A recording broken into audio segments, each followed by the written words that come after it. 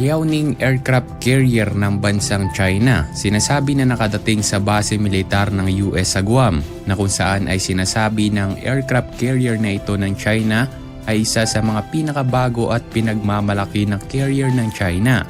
Gayunpaman ay ayon sa ulat, ito ay nagmaniobra kasunod ng isinagawang military exercise ng PLA sa Pasipiko.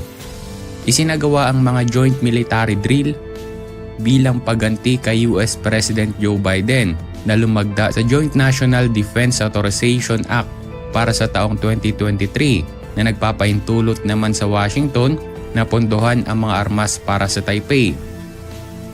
Well, kung bago ka pa lamang sa ating channel at interesado ka sa mga ganitong video na kung saan ay pwede kang makakuha ng mga kaalaman at impormasyon tungkol sa ilang mga bagay-bagay, i-click mo lamang ang subscribe button ang ating notification bell para palagi ka na-update sa tuwing may bago tayong inilalabas na video.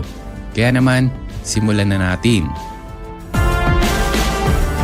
Ang Guam ay isang frontline na teritoryo ng US sa Pasipiko at magsisilbing staging ground kung sakaling magkaroon ng problema sa pagitan ng US at ng China sa rehiyon ng Indo-Pacific.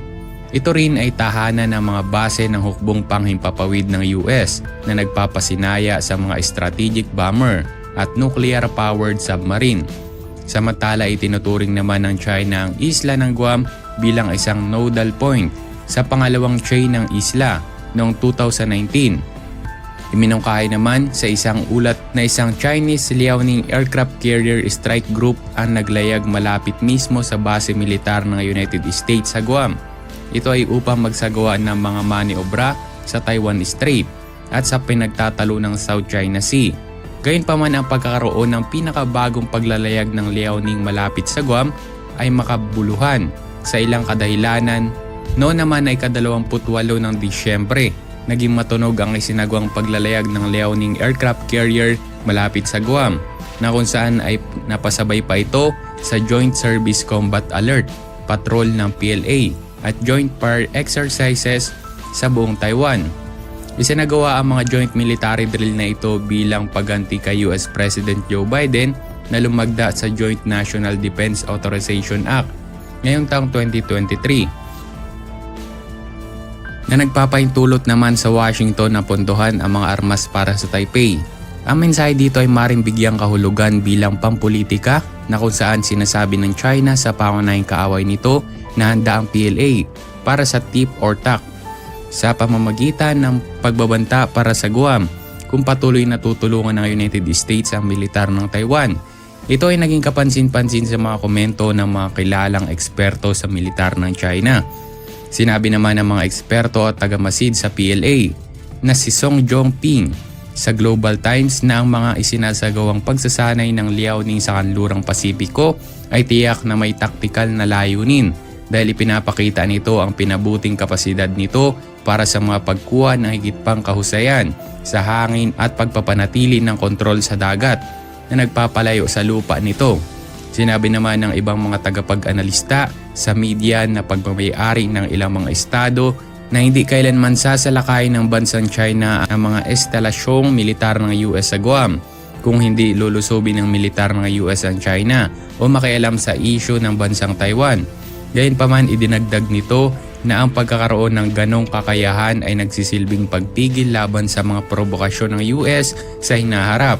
Nangangahulugan lamang ito na kung susuportahan ng bansang Amerika ang Taiwan sa militar, ang Guam ay maaaring maging target ng PLA na kung saan ay wala namang binago ang China sa layunin nito sa salakayin ang Anderson Air Forces sa Guam kung kinakailangan.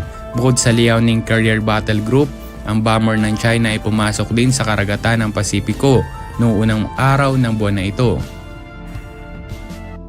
Alam naman natin na nangunguna sa mga pinakamalakas na bansa ang Estados Unidos at ang China na kung saan ay ayon sa mga ulat, nagkakaroon ng mga maiinit na alitan sa tigmagkabilang panig na sinasabi pa na inunahan ng Amerika ang mga galaw ng China na sa madaling sabi ay alam ng US ang lahat ng gagawing hakbang ng China sa mga pagiging agresibo nito. Tila naman mainit pa din ang tensyon sa rehiyon ng South China Sea o SCS. na hindi pa din tumitigil ang mga militar ng China sa pag-aangkin ng mga teritoryo nito sa rehiyon. Gayunpaman ay ano nga kaya ang mangyayari kung sisiklab ang giyera sa pagitan ng dalawang hukbo? Mga peke nga ba ang mga gamit militar ng bansang China kumpara sa Estados Unidos na subok na sa giyera ang kanilang mga kagamitang pandigma?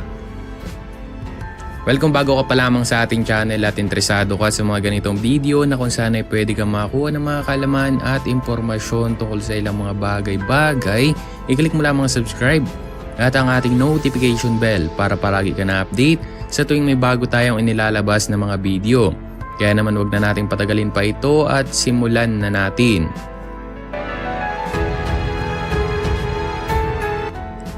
Noong ika-28 ng Disyembre, inihayag ng Kagawaran ng Depensa na binigyan nito ang federal na negosyo ng Gilbien na mahigit $100 milyong na kontrata para bumuo ng structural foundation ng isang bagong estasyon ng radar ng US Air Forces na itatayo naman sa Republic of Palau.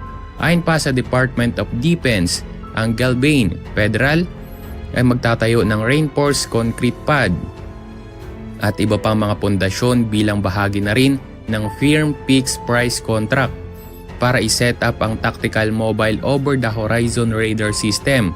Ang Naval Facilities Engineering Systems Command Pacific ay nagsisilbing aktibidad sa pagkontrata para sa tinatawag na proyektong pang-infrastruktura ng TACWAR at inaasahan na matatapos ang gawain sa buwan ng Hulyo taong 2026. Ayon naman sa abiso ng solisitasyon na inilabas noong Mayo, ang proyekto ay nasasangkot sa pagbuo ng mga kagamitang upang suportahan ang transmission at receiver antenna para na rin ito sa mga layunin ng mga pananaliksik. Samantala ay hindi naman kasama sa kontrata ang TACWAR equipments na kinabibilangan naman ng mga research antenna sweep, mga calibration device at isang marine surveillance platform. Samantala ang mga over-the-horizon radar naman ay mga sistema ng radar na makakahanap ng mga napakalayong mga target na lagpas sa limitasyon ng mga karaniwang radar.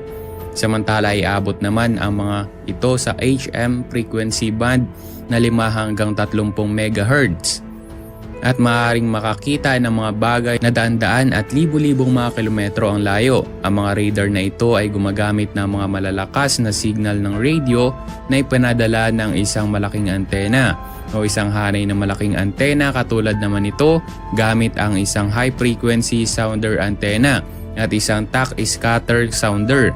Ang TACWAR ay magpapadala ng high frequency over the horizon flight permission. Inahayag naman noong 2017 pa na makadadagdag din ang sistema na ito sa isang awareness radar station sa Palau. Ang datos naman na nakalap ng TACWAR ay papasa sa isang offside operation control counter. Sa pamamagitan ng isang sigurado na isinawalat ng receiver site, maaari naman na ma-access ang real-time control center, ang real-time surveillance sa target at pagdaan ng datos upang suportahan ang mga gawain ng command na panglaban.